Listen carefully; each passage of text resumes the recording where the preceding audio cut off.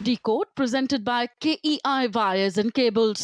विकसित भारत का विकसित वायर को powered by Mongia steel, steel का बादशाह। Telemanas mental health for all in association with JK tyre total control. Vidisha detergent powder और केक अब चमकिए प्यार से। सभी पशुपालकों की पसंद, देश का नंबर 1 कपिला पशु आहार।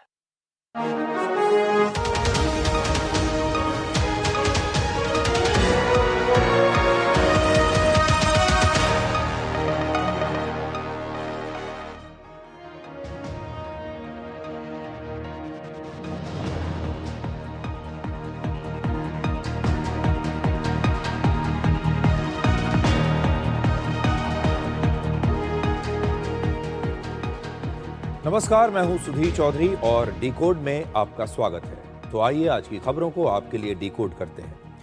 आज की सबसे बड़ी खबर ईरान से आ रही है और इस समय पूरे ईरान में मौजूदा सरकार के खिलाफ जबरदस्त विरोध प्रदर्शन चल रहे हैं। लाखों की संख्या में लोग सड़कों पर उतरकर ईरान की सरकार और वहां के सुप्रीम लीडर खamenei को चुनौती दे रहे हैं। आज हम आपको बताएंगे कि क्या ईरान में खamenei के तख्ता पलट का काउंटडाउन शुरू हो चुका है।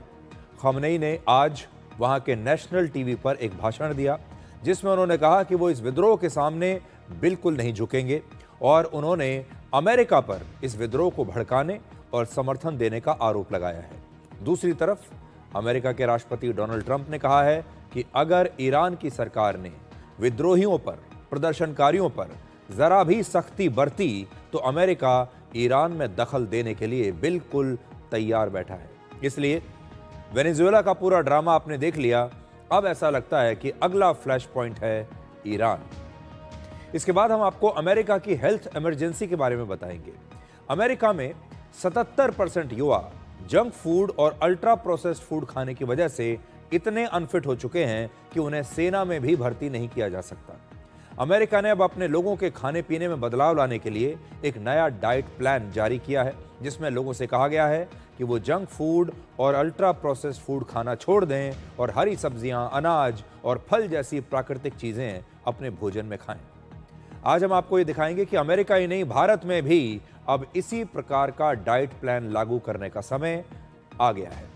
और आखिर में आपको बिहार की राजधानी पटना लेकर चलेंगे जहां ज्वेलर्स ने अब अपनी दुकानों में ऐसे लोगों की एंट्री बैन कर दी है जो बुर्का, मास्क या हेलमेट पहनकर दुकानों में आ जाते हैं। इन ज्वेलर्स का कहना है कि यह कदम सुरक्षा कारणों से उठाया गया है, जबकि कुछ लोग इसे खास धर्म के खिलाफ बता रहे हैं और वहां के नेताओं ने भी अब इस पर राजनीति शुरू कर दी है। लेकिन आज की सबसे बड़ी अंतर्राष्ट्रीय खबर यह है कि ईरान में जनता पिछले 13 दिनों से लगातार विरोध प्रदर्शन कर रही है। वहां की जो जनता है, लोग हैं, वो लगातार सड़कों पर उतरे हुए हैं। गुरुवार यानी 8 जनवरी को प्रदर्शनकारियों ने सरकारी इमारतों और बसों में आग लगा दी और ईरान के सुप्रीम लीडर 86 वर्ष के अयतुल्ला अली खamenei के खिलाफ नारेबाजी की। ईरान की राजधानी तेहरान में सड़कों पर लोगों की भीड़ एक ही नारा लगा रही है और यह नारा है डेथ टू द डिक्टेटर, यानी तानाशाह मुर्दाबाद। और ये नारे खamenei के खिलाफ लगाए जा रहे हैं। तो जब आप तस्वीरें देखेंगे तो आपको समझ में आएगा कि ईरान में अब खamenei के खिलाफ एक बहुत ज़बरदस्त माहौल पैदा हो गया है। सबसे पहले आप देखिए कि वहाँ की जनता क्या नारे लगा रही है और फिर हम ईरान के प्रदर्शनकारियों की मन की बात आपके लिए डिकोड करेंगे।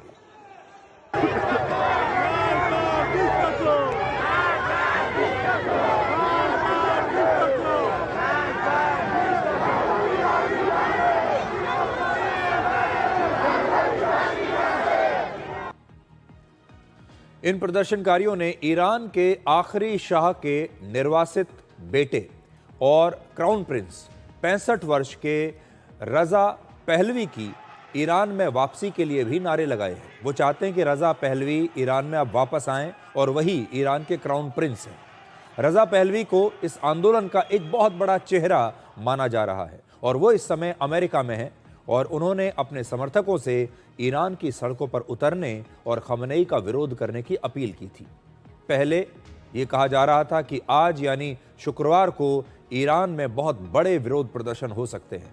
इसके बाद ईरान से ऐसी तस्वीरें आईं जिनमें सड़कों पर सैकड़ों हजारों लोगों की भीड़ दिखाई दी और इस भीड़ ने नारे लगाकर लगातार सरकार का विरोध किया है। और ईरान के जितने भी प्रांत हैं, ऐसा नहीं है कि सिर्फ तेहरान में, ईरान के जितने भी प्रांत हैं, पूरे ईरान में सड़कों पर इस प्रकार के प्रदर्शनकारी उतरे हुए हैं और एक जबरदस्त दबाव वहां की सरकार पर इन लोगों ने इस समय बनाकर रखा है।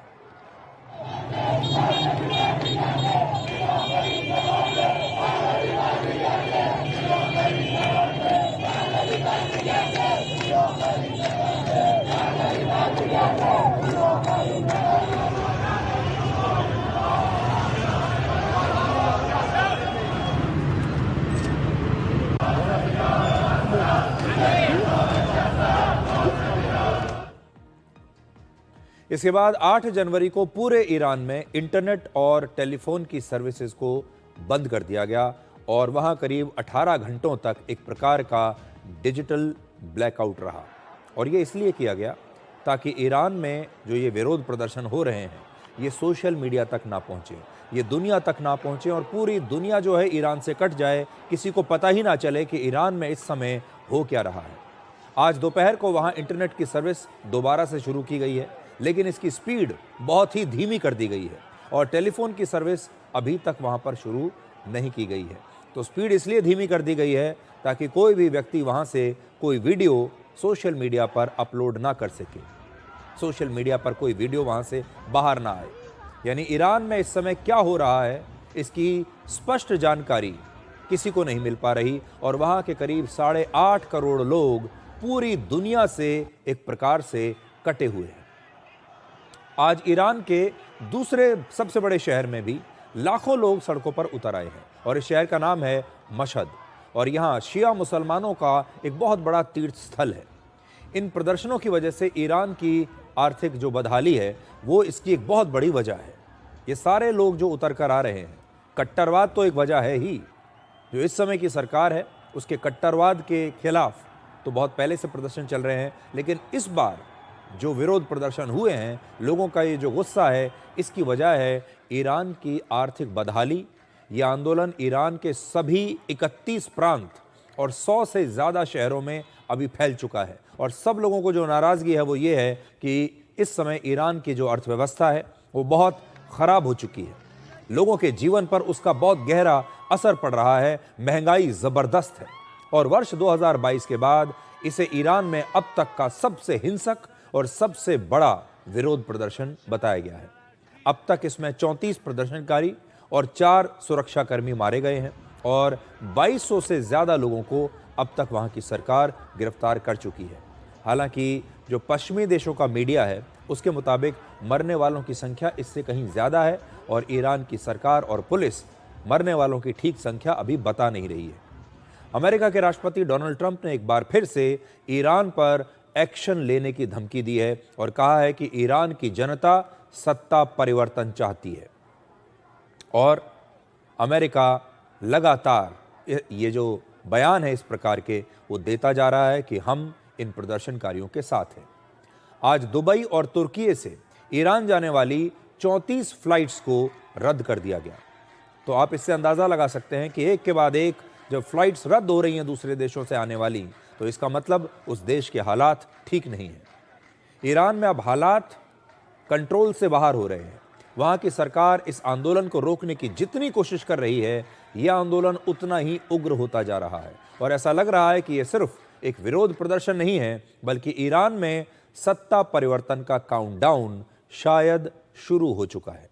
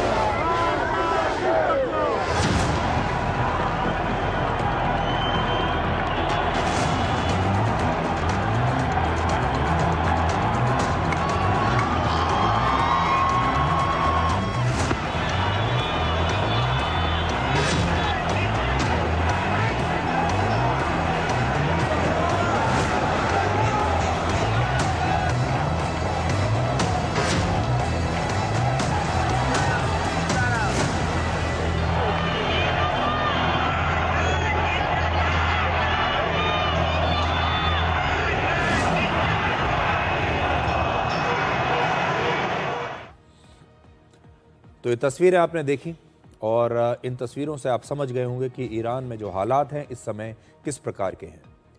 इन हालात के बीच आज ईरान के सुप्रीम लीडर खमनेई ने तेहरान में अपने समर्थकों को संबोधित किया और जब वो ये भाषण दे रहे थे तो इस भाषण को वहां के नेशनल टीवी पर प्रसारित किया गया और खमनेई ने आज अपने लोगों को संबोधित करने की कोशिश की है। अपने देश के तमाम लोगों को उन्होंने थोड़ा एक प्रकार से अपनी बात उन तक पहुंचाने की कोशिश की अपने नेशनल टीवी के जरिए। अपने आज के भाषण में उन्होंने 3 बड़ी बातें कही हैं। पहला, ईरान में इस्लामिक शासन की स्थापना सैकड़ों हजारों लोगों के बलिदान से हुई है और उनकी सरकार इन प्रदर्शनकारियों के सामने झुकेगी नहीं।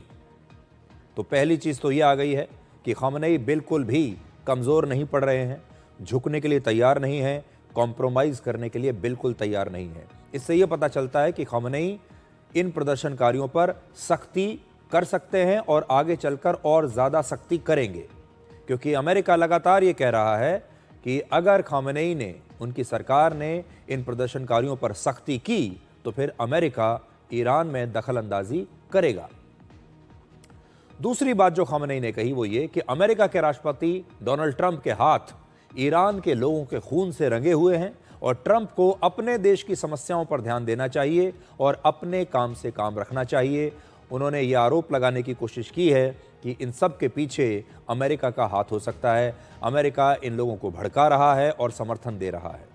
और तीसरी बात उन्होंने कही कि ईरान में कुछ दंगाई अमेरिका के राष्ट्रपति को खुश करने के लिए सार्वजनिक संपत्ति को नुकसान पहुंचा रहे हैं और ये गलत बात है, इसे बर्दाश्त नहीं किया जाएगा। अब आप सुनिए खामनेई का आज का ये भाषण। دیشب در تهران در بعضی جایی دیگه یه مش تخریبگر آمدن ساختمان متعلق به کشور خودشون رو خراب کردن. مثلا فرض کنید فلان ساختمان دیواری رو. جدیتتون در امر پیشرفت کشور رو حفظ کنید، وحدتتون رو حفظ کنید.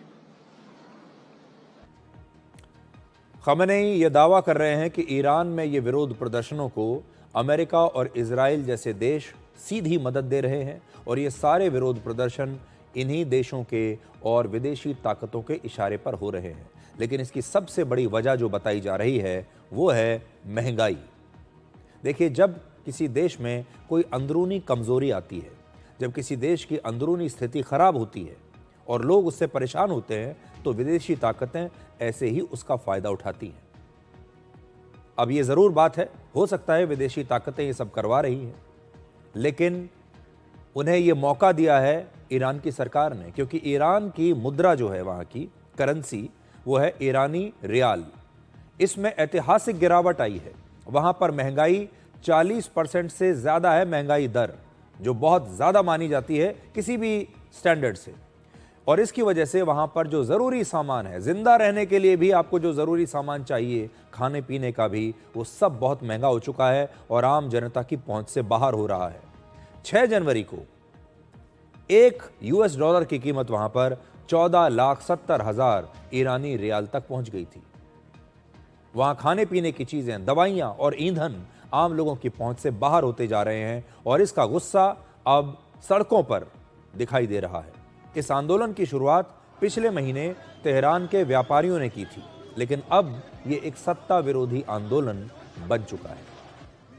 अब आपको बताते हैं कि ईरान के क्राउन प्रिंस कौन है और उनका इस आंदोलन से क्या संबंध है और इनका नाम बार बार अब क्यों आ रहा है।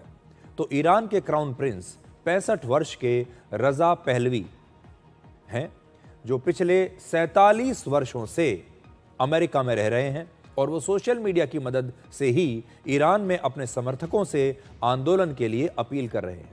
उनके पिता ईरान के आखिरी शाह यानी ईरान के आखिरी राजा थे और उनका नाम था मोहम्मद रजा पहलवी। वर्ष 1979 में ईरान में इस्लामिक क्रांति के दौरान उन्हें सत्ता से हटा दिया गया था। उनका भी ऐसे ही तख्ता पलट हुआ था जब इस्लामिक क्रांति आई और इस्लाम का शासन आया और फिर ईरान में इस्लामिक शासन की स्थापना हुई। अब प्रदर्शनकारी एक बार फिर से रजा पहलवी को सत्ता सौंपने की मांग कर रहे हैं। तो देखिए, पहले ऐसे ही प्रोटेस्ट हुए कि इस्लामिक शासन वापस आए। अब इस्लामिक शासन से इतने परेशान हो चुके हैं वहाँ के लोग कि अब कह रहे हैं कि दोबारा से पहले वाला शासन आना चाहिए, अब दोबारा से रज़ा पहलवी को ले आइए। पहले रज़ा पहलवी के पिता राजा थे, अब उन्हें अपना क्राउन प्रिंस वापस चाहिए। रज़ा पहलवी ने ईरान की जनता से आज यानी शुक्रवार को सड़कों पर उतरकर अपने घरों से विरोध की आवाज बुलंद करने के लिए कहा था और ईरान की सेना और सुरक्षा बलों से भी सरकार की बजाय जनता का साथ देने की अपील उन्होंने की है। तो सोचिए, पुलिस से भी कह रहे हैं, सुरक्षा बलों से भी कह रहे हैं कि भाई आप वहां की जो जनता है उसके खिलाफ काम मत कीजिए, आप उनका साथ दीजिए। همیهنانم آفرین به همگی شما که پنجشنبه شب خیابانها را در سرتاسر مملکت تسخیر کردید. به همه شما افتخار میکنم. برای خیلیاتون مشخص شد که با تعداد انبوه جمعیت نیروهای سرکوب به عقب رانده میشوند و احتمال سرکوب رو به حداقل میرسانید. برای آنهایی که تردید داشتید جمعه شب همراه باشید با سایر همیهنانتون. از رهبران میدانی دعوت میکنم که تلاش بکنند که جمعیت راه افتاده به همدیگر برسند تا حتی جمعیت بیشتر بشود. میدانم که اینترنت را قطع کردن، ارتباطات را قطع کردن. علیرغم این تلاش‌های مذبوحانه رژیم میدانم که شما خیابان‌ها را رها نخواهید کرد. مطمئن باشید که پیروزی از آن شماست. तो देखिए, यह है टेक्नोलॉजी और ये आज के ज़माने के नए विद्रोह हैं जो सोशल मीडिया के ज़रिए होते हैं, टेक्नोलॉजी के ज़रिए होते हैं। रज़ा पहलवी जो हैं ये अमेरिका में रहते हैं और 47 साल से अमेरिका में रह रहे हैं और वहीं पर बैठकर अपनी बारी का इंतज़ार कर रहे थे। आप सोचिए कितना लंबा ये समय रहा होगा और अब जाकर रज़ा पहलवी की ऐसा लगता है कि किस्मत खुलने वाली है। इतना जो उन्होंने लंबा इंतज़ार किया है, अब ऐसा लगता है कि हो सकता है कि उनकी ईरान में वापसी हो जाए, ऐसा वो मानते हैं। और आप देखिए, अमेरिका में बैठे बैठे वो सोशल मीडिया के ज़रिए अपने कार्यकर्ताओं से लगातार संपर्क में है। रज़ा पहलवी ने दुनिया के दूसरे नेताओं से भी ईरान की जनता का समर्थन देने के लिए अनुरोध किया है ताकि ईरान के लोगों की आवाज़ को दबाया ना जा सके। राष्ट्रपति ट्रंप ने कहा है कि ईरान में विरोध प्रदर्शन कर रहे निहत्थे लोगों पर गोलियां चलाई जाती हैं या फिर अगर उन्हें जेल में डालकर फांसी दे दी जाती है तो ये बर्दाश्त नहीं। अगर ईरान की सरकार ऐसा करेगी तो अमेरिका पूरी तरह से तैयार बैठा है और इसका सख्ती से जवाब दिया जाएगा। लेकिन आगे की खबर बताने से पहले मैं आपको ये बताता हूं कि देखिए, अभी के जो विद्रोह हो रहे हैं, बिल्कुल रज़ा पहलवी का जो केस है वो अमेरिका में रहते हैं और अब अपनी वापसी का इंतजार कर रहे हैं। इसी प्रकार से आपने बांग्लादेश में देखा होगा, पूर्व प्रधानमंत्री जो खालिदा जिया के बेटे हैं तारिक रहमान, वो लंदन में थे और उन्हें निष्कासित कर दिया गया था बांग्लादेश से। वर्षों तक लंदन में रहे, लेकिन लंदन में बैठकर वो लगातार वीडियोस बनाते रहे, सोशल मीडिया के जरिए अपने देश के लोगों को, कार्यकर्ताओं को संबोधित करते रहे, उनसे लगातार संपर्क में रहे और अब इतने लंबे इंतजार के बाद अब वो बांग्लादेश में वापस लौटे हैं। तो जो सोशल मीडिया आया है, इसका राजनीति में कैसे प्रयोग हो रहा है? पहले ये सब नहीं होता था। अगर एक बार किसी को निष्कासित कर दिया तो उसके पास कोई जरिया ही नहीं था कि वो उस देश की राजनीति में सक्रिय रह सके। लेकिन अब ऐसा हो रहा है। ईरान में भी ऐसा हो रहा है, बांग्लादेश में भी हो रहा है और दूसरे देशों में भी। आपको याद होगा, पिछले हफ्ते अमेरिका ने वेनेजुएला पर हमला करके वहां के राष्ट्रपति निकोलस मदुरो को गिरफ्तार कर लिया था। अमेरिका की सरकार लगातार ईरान के प्रदर्शनकारियों का भी साथ दे रही है और हो सकता है कि आने वाले दिनों में अमेरिका ईरान में भी अपना ऐसा ही कोई ऑपरेशन शुरू कर दे जैसा कि अमेरिका ने वेनेजुएला में किया था। Well, look, we certainly stand by anybody who's engaged in peaceful protest, anybody who's trying to exert their rights for free association and to have their voices heard. तो America पूरी तरीके से Iran में जो विद्रोही हैं, प्रदर्शनकारी हैं, उनके साथ है। ईरान में पिछले 27 वर्षों में 5 बार बड़े आंदोलन हो चुके हैं इस प्रकार के, यानी ये कोई पहला मौका नहीं है। वर्ष 1999 में मीडिया और प्रेस की आज़ादी के लिए वहां के युवाओं ने आंदोलन किया था। फिर 2009 में राष्ट्रपति के चुनाव में धांधली के आरोपों के बाद लाखों लोग सड़कों पर उतर आए थे। 2019 में पेट्रोल और डीजल की कीमतें बढ़ने के खिलाफ एक बहुत बड़ा आंदोलन हुआ था और फिर 2022 में महिलाओं की आज़ादी के लिए ईरान की महिलाओं और युवाओं ने अपनी ही सरकार का विरोध किया था। आपको याद होगा, महिलाएं ये मांग कर रही थीं कि अब वो बुर्के और हिजाब से बाहर आना चाहती हैं, और उस समय वहां की कट्टरपंथी सरकार के खिलाफ आंदोलन चल रहे थे, महिलाओं की आज़ादी के लिए आंदोलन हुए थे। और अब 2026 में महंगाई और आर्थिक संकट की वजह से वहां की जनता सड़कों पर उतर आई है। हर बार आंदोलन एक अलग मुद्दे से शुरू हुआ, लेकिन वजह सिर्फ एक थी, और वो है वहां के लोगों की सिस्टम से निराशा, वहां की व्यवस्था से निराशा।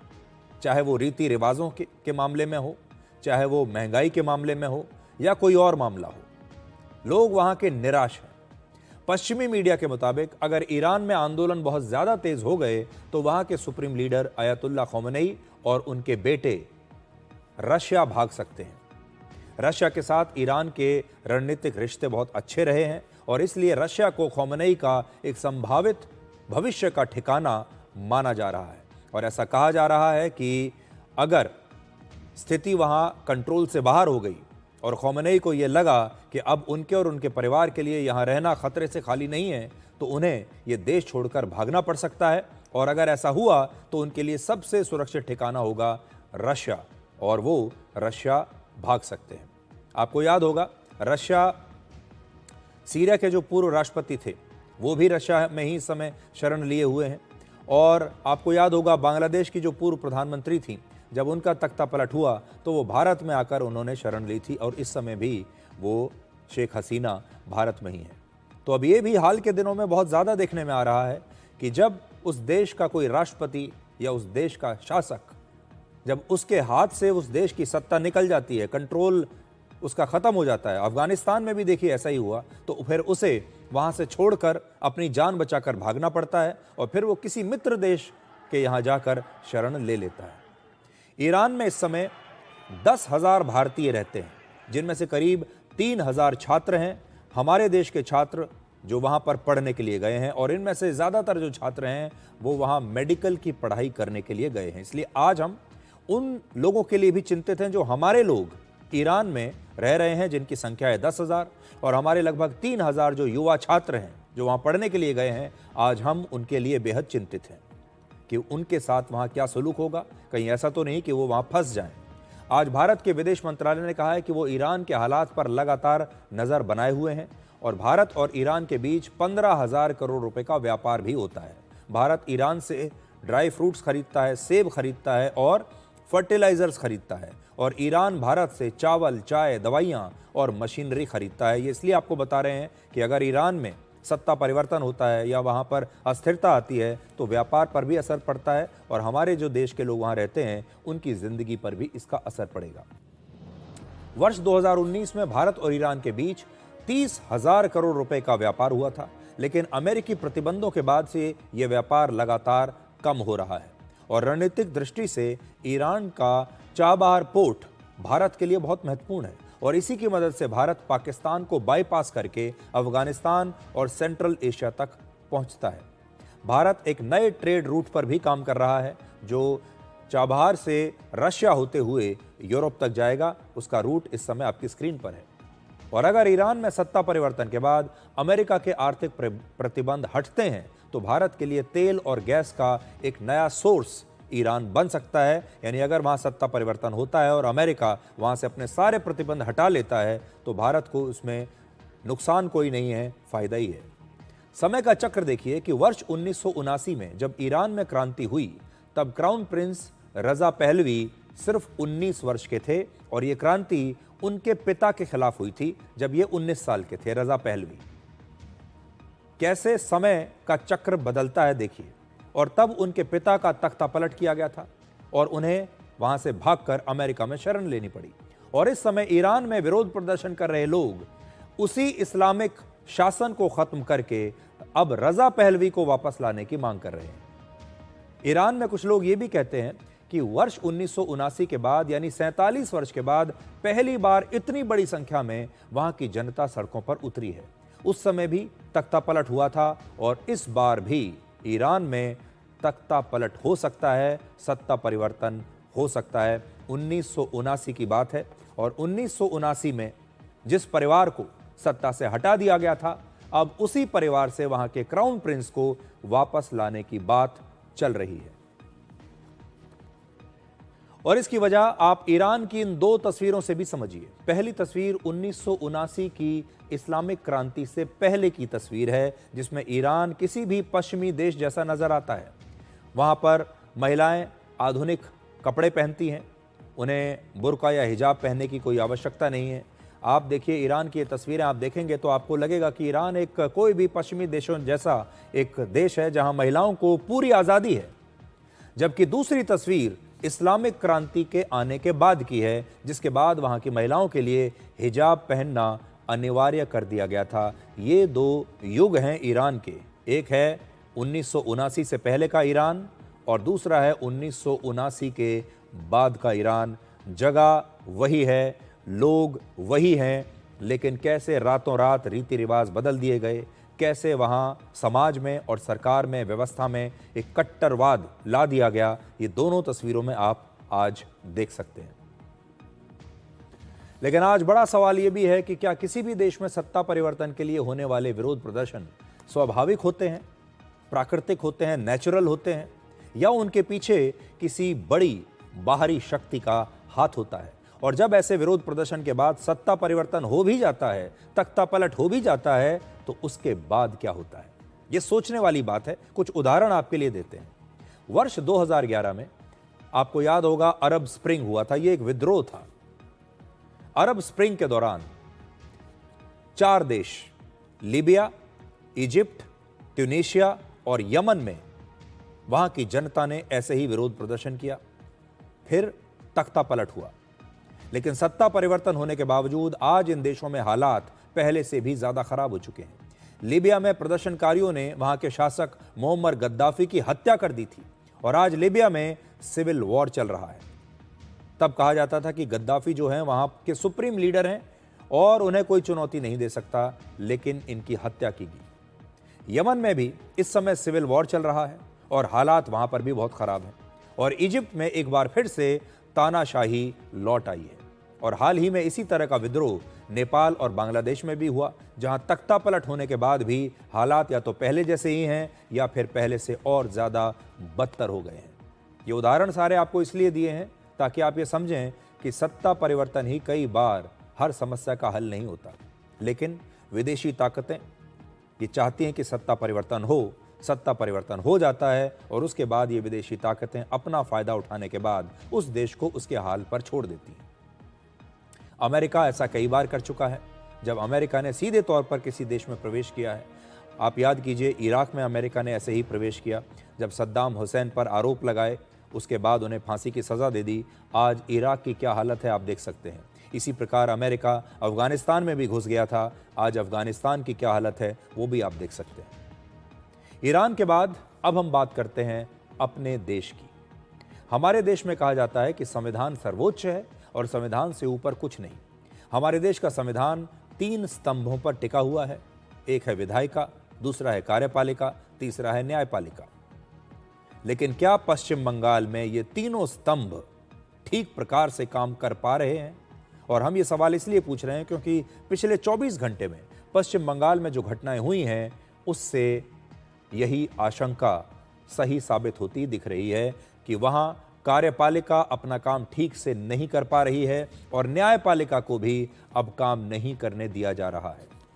कल यानी 8 जनवरी को जब कोलकाता में वहां पर ईडी की छापेमारी चल रही थी, तो उसे रोकने के लिए पश्चिम बंगाल के मुख्यमंत्री ममता बनर्जी स्वयं वहां पर पहुंच गई। अपने सहयोगियों और पश्चिम बंगाल की पुलिस की मदद से ईडी के अधिकारियों से उन्होंने वो फाइल्स और डिस्क और जितने भी सबूत थे उन्होंने छीन लिया और उन सबूतों को अपने साथ छीनकर ले गई। ममता बनर्जी के खिलाफ ईडी ने 8 जनवरी को ही कलकत्ता हाईकोर्ट में एक याचिका दायर की और हाईकोर्ट से कहा कि वो इस मामले में ममता बनर्जी को रोकें और ईडी को अपना काम करने की इजाजत मिलनी चाहिए।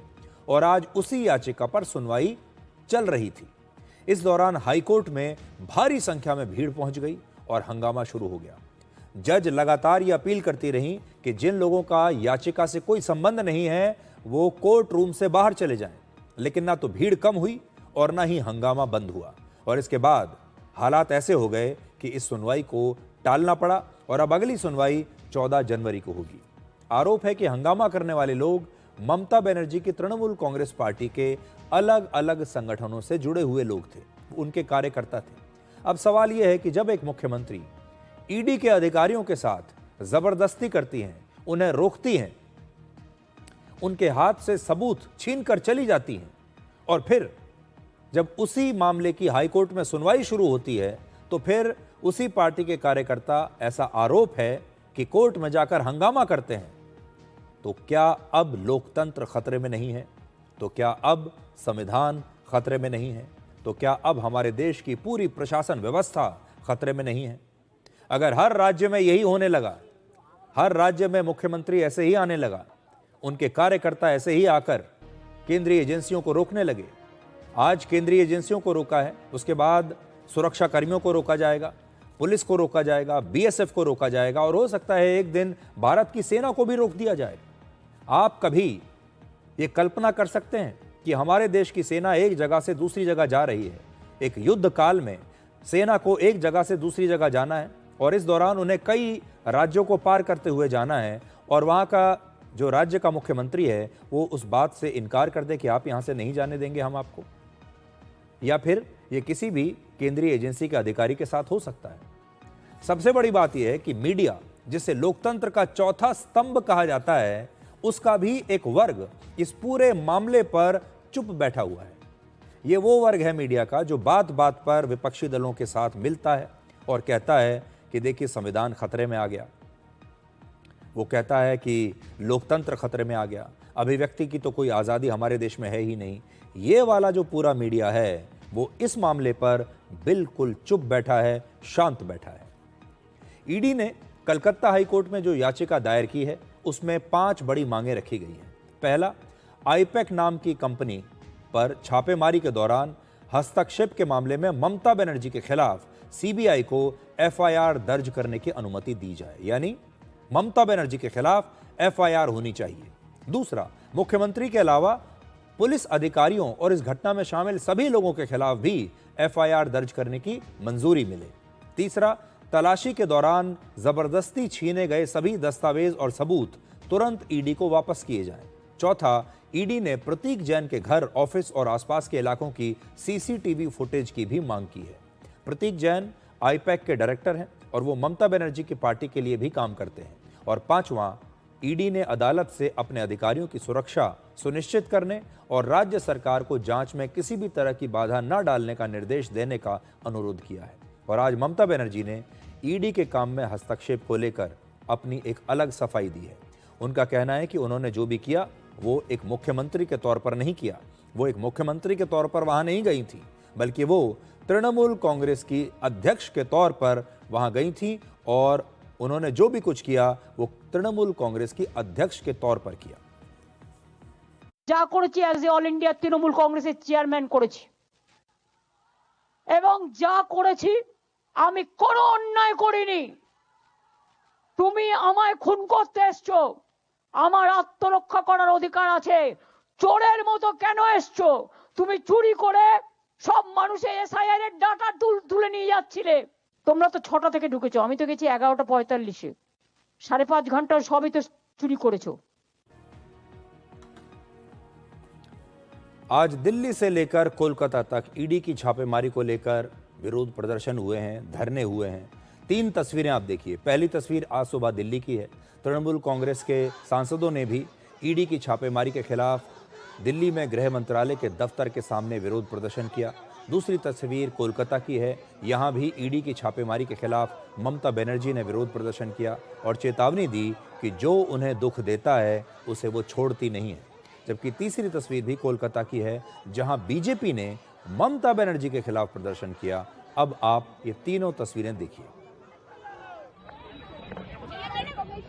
बंगाल में हम जीतेंगे, जो भी कर ले, जो भी कर ले। ये देखो क्या हो रहा है।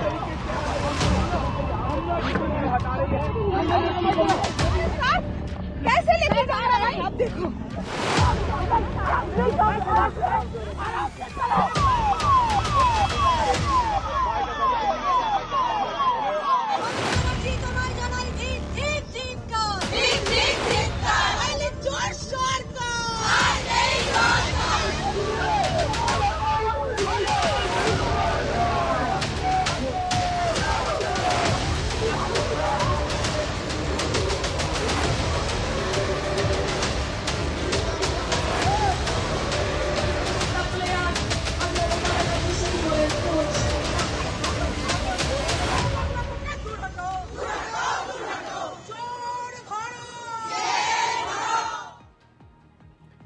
बीजेपी ने आज कहा है कि पश्चिम बंगाल में ममता बनर्जी की वजह से महाजंगल राज जैसी स्थिति उत्पन्न हो गई है।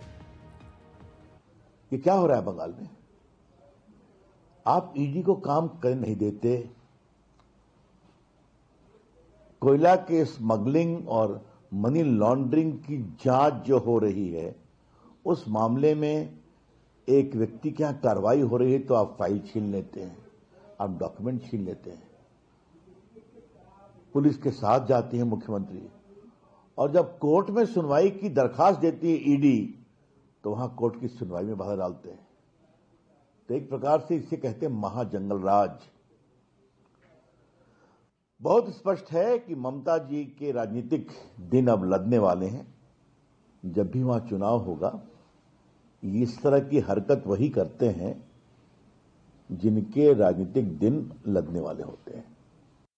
ममता बनर्जी खुद आ गया भाई, बोलता है कि वहां पे प्राण ब्रह्मरा रहते हैं, कोई वहां पे जान है, इसलिए वो जान में वो आईपैक के अंदर में वो खुद आके हार्ड डिस्क भी लेके गया और फाइल भी लेके चले गए हैं, और उसके साथ साथ अपना पुलिस लोगों को भी चोरी करने का लिए प्रेशर दिया, उसको भी लेके गया, शामिल कर दिया है।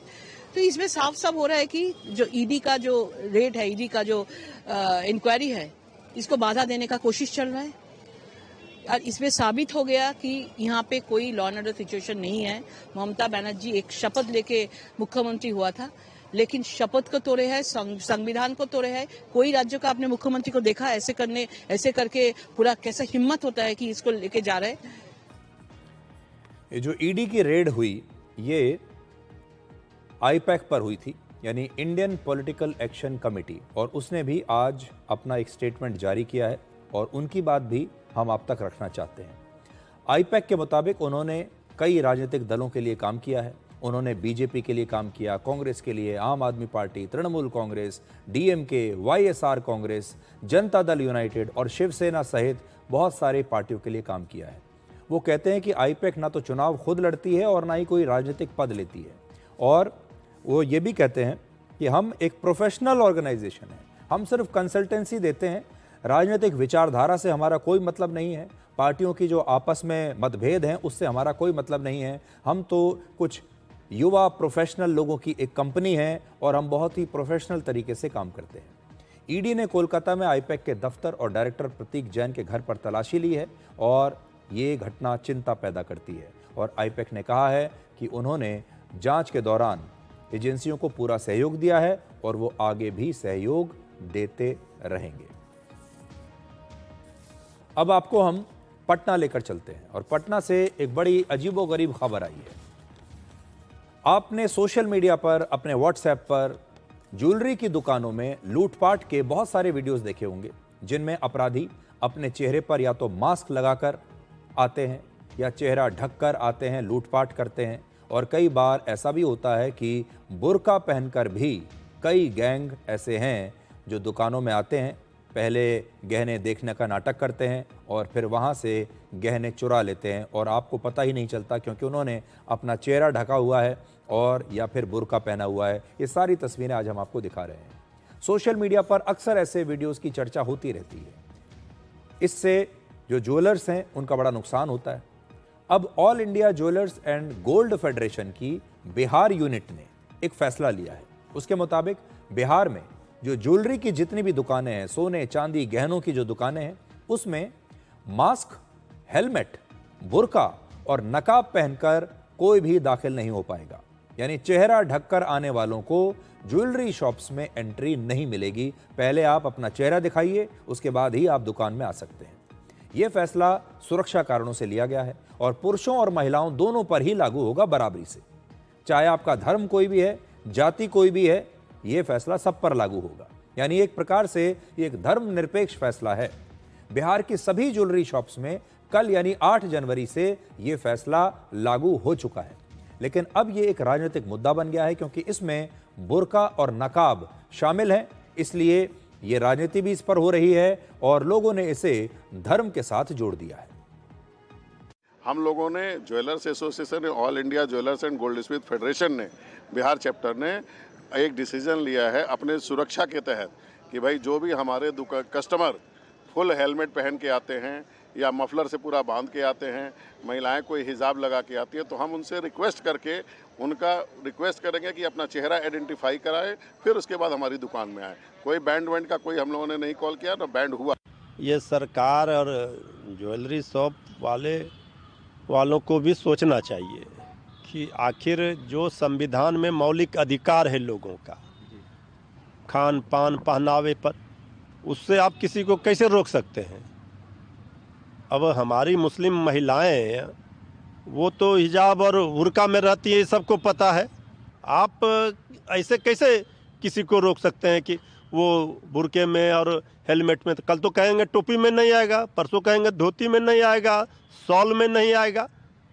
ये तो तुगलकी फरमान है। ये दुकानदार अपनी सेफ्टी के लिए यदि यह निर्णय लिया है जब किसी भी ज्वेलरी दुकान हो या और अन्य दुकान में हेलमेट लगा कोई नहीं आवे या हिजाब लगा कर नहीं आवे, तो ये तो अच्छी बात है ना भाई, ताकि उसको जो व्यक्ति भी कोई जाए तो उसको चेहरा को दुकानदार देख पाए। ऐसा नहीं ये हेलमेट के आड़ में कोई घटना घट जाए, ये तो स्वाभाविक है। अगर ज्वेलरी के दुकानदारों ने ऐसा निर्णय लिया है तो इस प्रकार का निर्णय का मैं सराहना करता हूं। अब जरा ध्यान दीजिए कि किसी भी नेता ने हेलमेट और मास्क को लेकर कोई बयान नहीं दिया।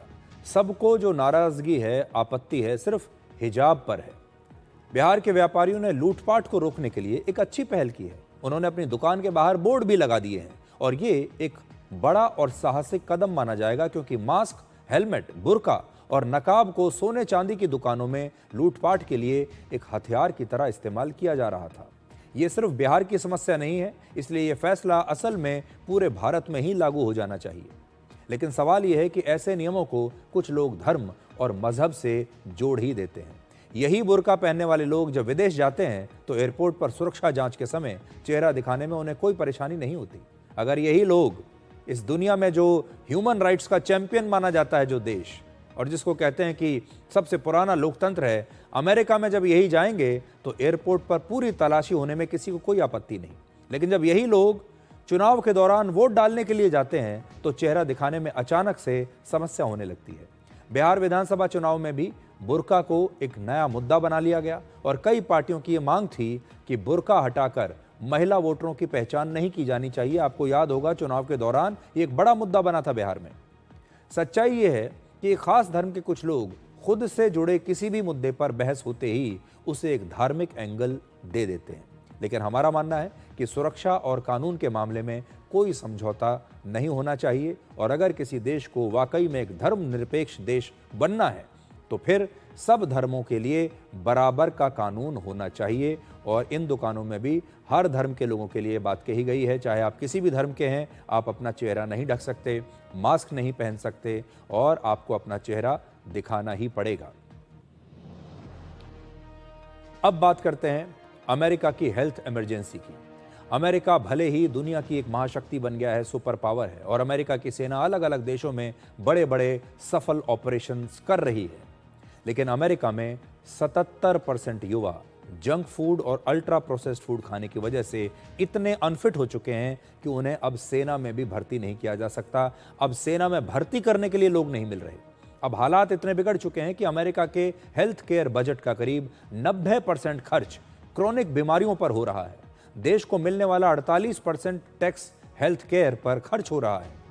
मोटापा, डायबिटीज, हार्ट डिजीज और फैटी लिवर ये बीमारियां हैं जो वहां अब आम हो चुकी हैं।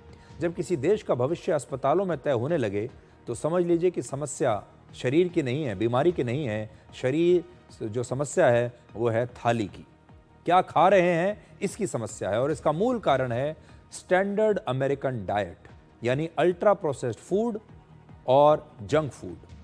और ये अमेरिका जैसे देशों के लिए बहुत बड़ी चिंता का विषय है। इसलिए ट्रंप प्रशासन ने अगले 5 साल के लिए एक डाइट गाइडलाइन जारी की है, और इस गाइडलाइन को हाल के वर्षों में सबसे बड़ा न्यूट्रिशन रीसेट बताया जा रहा है। सरकार का साफ संदेश है कि अपनी जड़ों की तरफ लौटिए और प्राकृतिक भोजन खाइए। इसमें कहा गया है कि लोग प्रोटीन, सब्जियां, फल, साबुत अनाज, हेल्दी फैट और फुल फैट डेयरी प्रोडक्ट्स को अपनी थाली में स्थान दें। यानी आप हरी सब्जियां खाइए, अनाज खाइए, फल खाइए, और उसी थाली से अब रिफाइंड कार्बोहाइड्रेट्स, एक्स्ट्रा चीनी, सोडियम, हानिकारक फैट और अल्ट्रा प्रोसेस्ड फूड को हमेशा के लिए दूर कर दीजिए। 18 वर्ष या उससे ज्यादा उम्र के 75% से ज्यादा अमेरिकी ओवरवेट हैं या मोटापे का शिकार हैं। दुनिया में सबसे ज्यादा मोटापे और टाइप 2 डायबिटीज के मामले अमेरिका में हैं। 50% लोग डायबिटीज या प्री डायबिटीज से ग्रस्त हैं।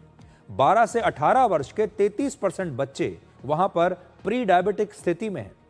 और हालत यह है कि अमेरिका में प्रति व्यक्ति स्वास्थ्य खर्च दूसरे विकसित देशों से 2.5 गुना ज्यादा है, और अमेरिका की इस हेल्थ इमरजेंसी का असर अब वहां की राष्ट्रीय सुरक्षा पर पड़ रहा है। खान पान से जुड़ी इन बीमारियों की वजह से 77% युवा सेना में भर्ती के लिए अनफिट हो गए हैं, और इस नई गाइडलाइन में कहा गया है कि हर भोजन में पर्याप्त हाई क्वालिटी प्रोटीन शामिल होना चाहिए। अंडा, मछली, चिकन और मीट के साथ दाल, बीन्स, नट्स, सीड्स, इस प्रकार की जो चीजें हैं वो आपके डाइट का हिस्सा होना चाहिए। अमेरिका की सरकार ने कहा है कि chips, cookies, candy, soda, energy drinks, junk food और कोल्ड ड्रिंक्स से जितना दूर रहें यह आपकी सेहत के लिए उतना ही बेहतर होगा। तो अमेरिका अब जाग गया है, पर हम कब जागेंगे? हाल के वर्षों में भारत के लोगों ने भी खान पान, फैशन और लाइफस्टाइल के मामले में पश्चिमी देशों को फॉलो करना शुरू कर दिया है। हम भी अमेरिका को फॉलो करते हैं, इसलिए अब भारत के लोग भी लगातार अनफिट होते जा रहे हैं। खाने पीने की जो आदतें अमेरिका अब बदलना चाह रहा है, भारत के लोग तेजी से उन्हीं आदतों को अपना रहे हैं। Junk food, chips, biscuit, packet वाले ड्रिंक्स, नमकीन, तमाम तरह के अल्ट्रा प्रोसेस्ड फूड अब हमारे रोजमर्रा के खाने का हिस्सा बन चुके हैं। स्वास्थ्य पर रिसर्च करने वाली एक मशहूर मेडिकल जर्नल लैंसेट के मुताबिक भारत में अल्ट्रा प्रोसेस्ड फूड की बिक्री वर्ष 2006 से 2019 के बीच यानी 13 सालों में 40 गुना बढ़ गई थी। 2022 और 23 में देश के 96% घरों में पैकेज्ड प्रोसेस्ड फूड का इस्तेमाल हो रहा है, जबकि 2011 और 12 में यह आंकड़ा लगभग 82% था। वर्ष 2024 में गांवों में लोगों ने अपने खाने पीने के कुल खर्च का करीब 10% और शहरों में 11% पैकेज्ड प्रोसेस्ड फूड पर खर्च किया। भारत में 29% लोग मोटापे से ग्रस्त हैं, 40% महिलाओं के पेट की चर्बी बढ़ रही है, 11% लोग डायबिटीज और 15% लोग प्री डायबिटीज की स्थिति में हैं। और अब यह जरूरी हो गया है कि भारत में भी अल्ट्रा प्रोसेस्ड फूड को लेकर सख्त नियम लागू हो जाएं। इनके पैकेट पर चेतावनी लिखी होनी चाहिए और भ्रामक विज्ञापनों पर भी रोक लगनी चाहिए। इसका एक तरीका यह भी है कि अल्ट्रा प्रोसेस्ड फूड पर हेल्थ टैक्स लगाकर इन्हें अब महंगा कर दिया जाए और इन्हें बनाने वाली कंपनियों पर सख्त कानून लागू किए जाएं ताकि वो जरूरत से ज्यादा फैट, चीनी, नमक या दूसरे केमिकल्स का इस्तेमाल ना कर पाएं। यानी इनकी भी एक सीमा अब तय होनी चाहिए। और अमेरिका की सरकार ने, ट्रंप की सरकार ने यह कहा है कि अभी तक इस प्रकार के खाने को जो बढ़ावा दिया जा रहा था वो मल्टीनेशनल बड़ी बड़ी जो कंपनियां हैं उनके मुनाफे के लिए किया जा रहा था। सरकार की नीतियां ऐसी बन रही थी जिससे इन बड़ी बड़ी कंपनियों को ज़्यादा से ज़्यादा मुनाफा हो पाए, लेकिन अब वो इस मुनाफे को कट करने वाली है और यही काम हमें भारत में करना पड़ेगा। ये तमाम तरह की मल्टीनेशनल कंपनियां भारत में आ रही हैं, इनके मुनाफे लगातार दुगने, तिगने, चौगने होते जा रहे हैं। हमारे देश के लोग अब प्राकृतिक खाना खाना बंद करते जा रहे हैं और हर चीज़ बाजार में पैकेट बंद जो है खरीद कर खाई जा रही है, जिसकी वजह से हमारी स्थिति भी आगे चलकर ऐसी ही हो जाएगी जैसी आज अमेरिका की है। एक छोटे से ब्रेक के बाद हम देश के लाखों डिलीवरी बॉयज़ की तकलीफ का एक विश्लेषण करेंगे जो हर दिन और हर घंटे अपने सम्मान की लड़ाई लड़ते हैं।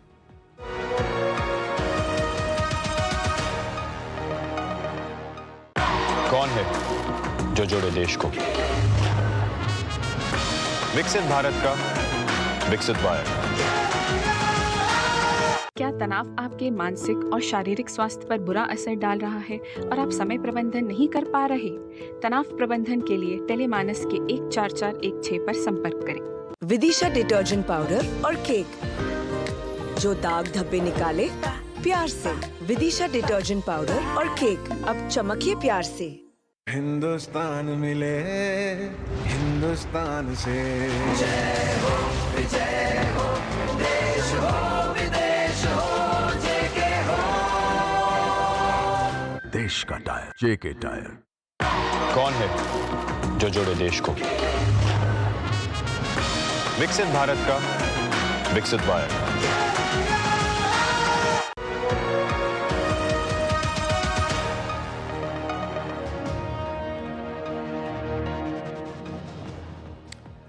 अब हम भारत में डिलीवरी बॉयज़ की समस्याओं और तकलीफ़ों का एक विश्लेषण करेंगे, क्योंकि एक डिलीवरी बॉय को हर दिन और हर घंटे अपने सम्मान के लिए लड़ना पड़ता है, कभी सड़क पर तो कभी ग्राहक को डिलीवरी देते समय और कभी अपनी कंपनी के साथ।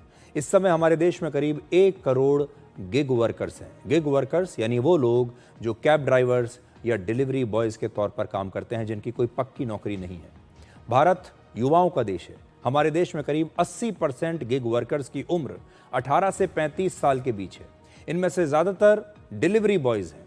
यानी हमारे देश के युवाओं का एक बड़ा वर्ग सिर्फ सामान की यहाँ से वहाँ तक डिलीवरी कर रहा है। मतलब आप ये समझिए कि एक सामान है और उनसे बस ये कहा जा रहा है कि सामान को यहाँ से उठाकर वहाँ पहुँचा दीजिए।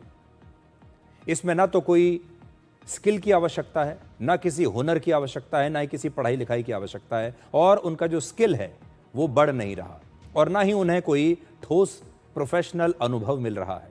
सिर्फ उनकी उम्र बढ़ रही है, सेहत बिगड़ रही है और कई बार मारपीट भी उनके साथ हो जाती है। और ऐसी ही मारपीट की घटना कर्नाटक की राजधानी बेंगलुरु में हुई, जहां सड़क पर एक दुर्घटना के बाद एक डिलीवरी बॉय की पिटाई कर दी गई।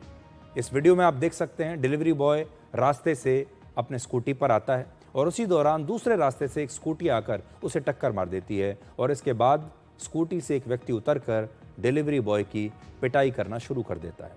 डिलीवरी बॉय हो सकता है जल्दबाजी में रहा हो, उसके पास एक डेडलाइन होगी कि 10 मिनट के अंदर डिलीवरी करनी है, या कुछ भी ये कहा गया होगा कि आपको जल्दी से जल्दी डिलीवरी करनी है, और इसके बाद अक्सर ऐसी दुर्घटनाएं डिलीवरी बॉयज़ की हो जाती हैं। डिलीवरी बॉय की कोई गलती नहीं थी, लेकिन फिर भी उसे पीटा गया। किसी ने मदद नहीं की, पक्ष नहीं सुना, और सब ने मान लिया क्योंकि एक वो डिलीवरी बॉय है इसलिए गलती उसी की होगी। करीब 3 महीने पहले अक्टूबर में बेंगलुरु में ही एक पति पत्नी ने एक फूड डिलीवरी बॉय की कार से कुचलकर हत्या कर दी थी। उसकी भी गलती इतनी ही थी कि उसकी स्कूटी से कार को ज़रा सी हल्की सी टक्कर लग गई थी, और उसके बाद ये घटना हुई थी। प्रिजनर्स ऑन व्हील्स नाम की एक रिसर्च रिपोर्ट के मुताबिक करीब 41.5% डिलीवरी बॉयज़ ने कहा है कि उनके साथ कभी ना कभी मारपीट हुई है। इससे भी बड़ी बात यह कि 64% डिलीवरी बॉयज़ का कहना है कि हिंसा होने पर उनकी कंपनी ने उनकी कोई मदद नहीं की। हमारे देश में खाने से लेकर कपड़े, किताब, दवाइयाँ, राशन, इलेक्ट्रॉनिक्स, हर ज़रूरत की चीज़ हमारे देश के लोगों को अब अपने घर तक चाहिए, फ्री होम डिलीवरी चाहिए। लेकिन जब कोई ऑनलाइन ऑर्डर आता है तो एक डिलीवरी बॉय को कई मुश्किलों का सामना करना पड़ता है। वो तेज़ स्पीड में गाड़ी चलाता है, कई बार ट्रैफिक नियम भी तोड़ देता है, कई बार एक्सीडेंट करता है, एक्सीडेंट का शिकार होता है। इतनी मेहनत के बाद भी थोड़ी सी देर होने पर लोग बदतमीजी करते हैं। शायद ही कोई ऐसा दिन ऐसा बीतता होगा जब डिलीवरी बॉय को अपमानित ना किया गया हो, और बदले में उसे क्या मिलता है? रोज़ के एक दिन के 500 से 600 रुपये। करीब 65% डिलीवरी बॉयज़ हर रोज़ 600 रुपये से कम कमाते हैं। रोज़ के 500-600 रुपये कमाने के लिए कितनी मुश्किलों से गुजरते हैं। 48% डिलीवरी बॉयज़ का कहना है कि वो हफ्ते में एक दिन की छुट्टी भी नहीं ले पाते। 100 में से करीब 50 डिलीवरी बॉयज़ को हर रोज़ परिवार के साथ समय बिताने के लिए 2 घंटे से भी कम समय मिलता है। 75% से ज़्यादा डिलीवरी बॉयज़ हर दिन 10 घंटे से ज़्यादा काम करते हैं, और 80% डिलीवरी बॉयज़ सिर्फ 5 से 7 घंटे ही सो पाते हैं। आज हमारे देश में करीब 30% गिग वर्कर ऐसे हैं जो ग्रेजुएट हैं, और 4% तो ऐसे हैं जिनके पास मास्टर्स की डिग्री है, उसके बाद भी डिलीवरी बॉयज़ का काम कर रहे हैं। चौंकाने वाली बात यह है कि आज हमारे देश में डिलीवरी बॉयज़ के तौर पर काम करने वालों में 91% सिर्फ यही एक काम करते हैं, और इसके अलावा कुछ नहीं, उनके पास कोई दूसरा रोजगार नहीं। देश के लाखों डिलीवरी बॉयज की जिंदगी का सिर्फ एक ही लक्ष्य बचा है, सामान को एक जगह से दूसरी जगह पहुंचाना। अब अगर हमारे जितने भी स्टार्टअप्स हैं, ज्यादातर अगर वो हमारे इन लोगों का स्किल सेट डेवलप नहीं करेंगे और उन्होंने बड़ी संख्या में हमारे इन युवाओं को सिर्फ इस काम पर लगा दिया कि एक सामान को यहां से उठाकर वहां पर पहुंचाना है, तो आप सोच लीजिए कि हमारे देश का क्या भविष्य होगा। लेकिन आज हम आपसे ये ज़रूर कहना चाहेंगे कि डिलीवरी बॉयज़ जो हैं वो बहुत मेहनत के साथ अपना काम करते हैं। इनके साथ आपको अच्छा व्यवहार करना चाहिए। अगर आपके पास कोई सही समय पर आपका ज़रूरत का सामान लेकर आ रहा है तो उसे एक गिलास पानी पूछने में आपका कुछ नहीं जाएगा। अगर आप अपनी तरफ से उसे कोई टिप दे सकते हैं तो वो भी आप दे सकते हैं, अगर आपको उसका काम अच्छा लगा हो। लेकिन ये एक बहुत विस्तृत चर्चा है। इसके बारे में सरकार को, देश की व्यवस्था चलाने वाले लोगों को और हमारे स्टार्टअप्स और इस प्रकार की जो कंपनियां हैं जो चला रहे हैं, उन्हें मिलकर एक बार सोचना होगा कि हम अपने देश के इतनी बड़ी संख्या में युवाओं के लिए आखिर क्या कर रहे हैं। और इस प्रकार से अगर सारे युवाओं को आपने डिलीवरी बॉयज़ बना दिया तो फिर देश का भविष्य क्या है। एक दूसरा एंगल ये भी है कि हमारे देश में कितने ऐसे युवा हैं जिनके पास वो ग्रेजुएट हैं, मास्टर्स की डिग्री भी है, लेकिन उनके पास स्किल नहीं है। और जब आपके पास कोई स्किल नहीं है, कोई हुनर नहीं है, तो फिर आपसे क्या काम लिया जा सकता है। इसलिए मैंने कहा कि एक बहुत बड़ा ये विस्तृत जो है विषय है, इसके बारे में सारी चीज़ों को सोचकर इसका कोई इलाज, इसका कोई हल निकालना चाहिए। अब एक छोटा सा ब्रेक, और ब्रेक के बाद डिकोड जिंदगी में आपको दिखाएंगे आज का विचार।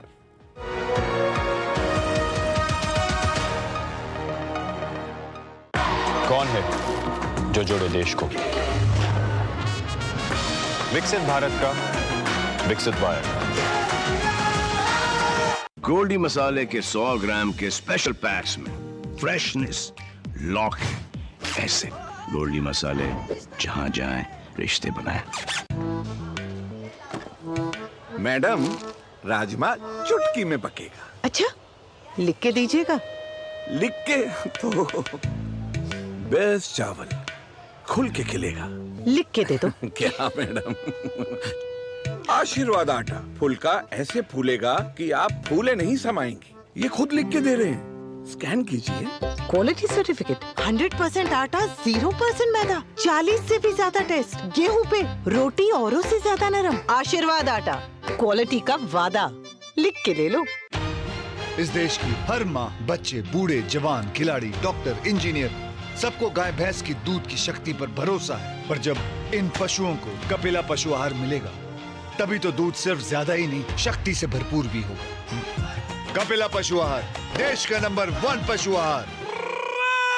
क्या आप परेशानियों से घिरे हैं? मन भारी है और कोई रास्ता नजर नहीं आ रहा? याद रखें, समाधान आपके पास है। टेलीमानस के निशुल्क नंबर 14416 पर कॉल करें। कहीं से भी, कभी भी, 24 घंटे यह सुविधा उपलब्ध है। यहाँ आपकी बात सुनी जाती है, समझी जाती है और आपको सही दिशा दी जाती है। आप अकेले नहीं हैं, मदद बस एक कॉल दूर है। कौन है जो जोड़े देश को? विकसित भारत का विकसित वायर।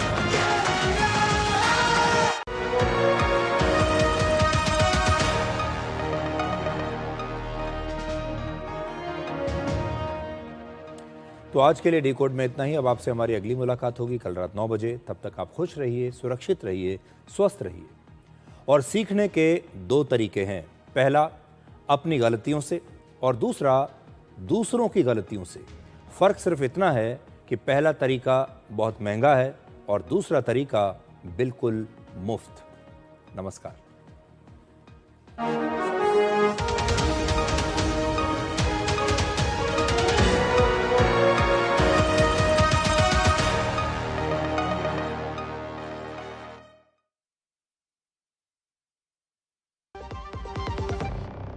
बढ़ता है, खेलता है, झूलता उछलता है, दौड़ता कभी कभी दौड़ कराता है, आगे आगे बढ़ता है इंडिया, अमूल दूध पीता है इंडिया।